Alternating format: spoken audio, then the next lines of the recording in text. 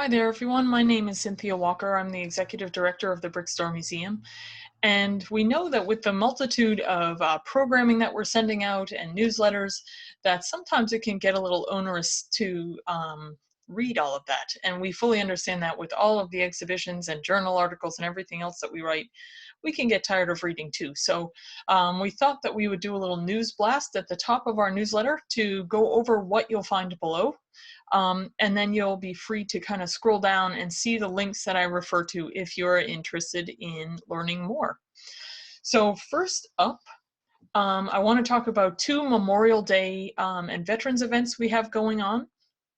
Obviously, Memorial Day weekend is a little bit different this year for all of us, but we want to make sure that we remember what we're really celebrating. So on Saturday, May 23rd at 12 p.m., we have a local Military History 101 lecture that I will be doing, and then a collections tour of pieces in the museum's collection that relate to that military history. So what that means is we'll be talking about personal stories of soldiers and families that stayed behind during the Revolutionary War through Vietnam.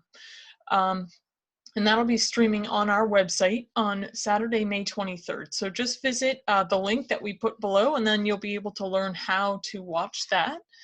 And then, of course, on Monday, May 25th at 11 a.m., obviously, most of us look forward to the Memorial Day parade that goes on down Main Street every year.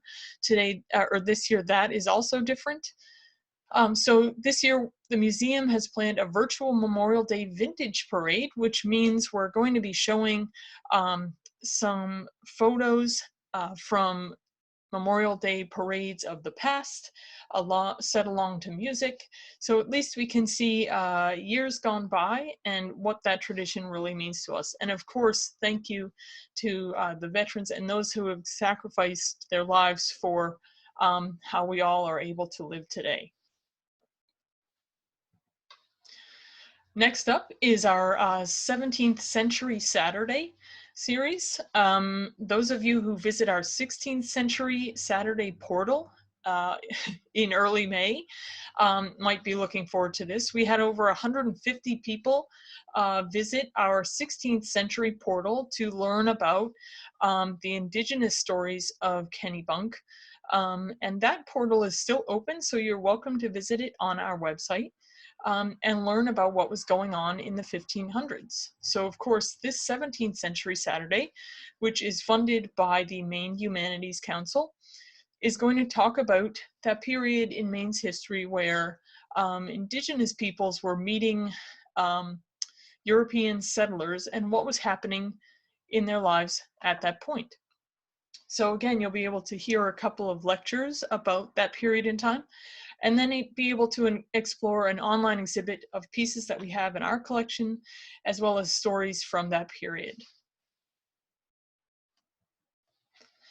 Next up is our Bicentennial Distance Challenge. We're really excited about this because we are partnering with our sister institution, the Historical Society of Wells and Ogunquit, to put on this distance challenge, which basically is a virtual running race that you can choose to run, walk, or bike a distance of 7 miles. And why 7 miles is important is because it's literally the distance between the meeting house in Kennebunk and the meeting house in Wells, where both towns voted to separate into two towns in 1820. And that's why we're celebrating our town's bicentennial this year, starting in June, on June 24th. So everybody is welcome to join us in this Bicentennial Distance Challenge. And of course, you will find a link to sign up for this right below this video.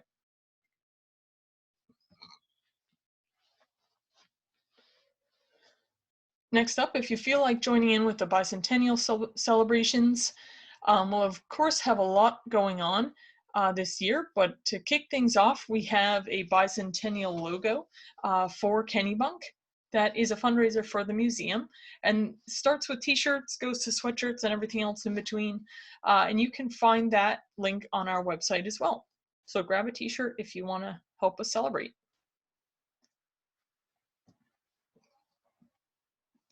Our next edition of the Brit Podcast is out. Our May version of this podcast features some stories um, about people living in Kennebunk in the 1800s, as well as features part 2 of our interview last year with James Pastorelli, who is a local World War II veteran, telling his story, which is absolutely amazing. Again, you can reach our podcast, which is basically like a radio show, and hear it on your phone or on your computer by clicking through the links that are below. And lastly, I just want to thank all of our supporters, volunteers, members, and visitors, and everyone else in between for continuing to support the museum even through these strange times in which we all find ourselves. It's really meaningful, and to hear back from you so well during these times has really been moving for all the staff and trustees. So thank you for that.